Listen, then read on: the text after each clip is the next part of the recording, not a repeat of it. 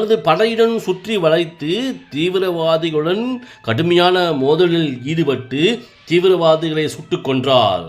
எனினும் அவருக்கு ஏற்பட்ட பலத்த காயங்களால் மேஜர் முகுந்த் வரதராஜன் அவர்கள் தன் தாய்நாட்டிற்காக வீரமரணம் அடைந்தார்.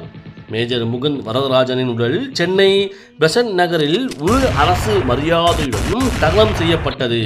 இந்திய தேசத்திற்காக முகுந்த் வரதராஜன் செய்த அளப்பரிய தியாகம் மற்றும் வீரத்திற்காக இந்தியாவின் உயரிய வீரதீர விருதான அசோக சக்ரா விருதானது மேஜர் முகுந்த் வரதராஜனின் மரணத்திற்கு பிறகு 2015ஆம் ஆண்டு குடியரசுத் தலைவர் பிரணாப் முகர்ஜி அவர்களால் அவரது மனைவி இந்து ரெபேக்கா வர்கீஸ் அவர்களிடம் அசோக சக்ரா விருது வழங்கப்பட்டது.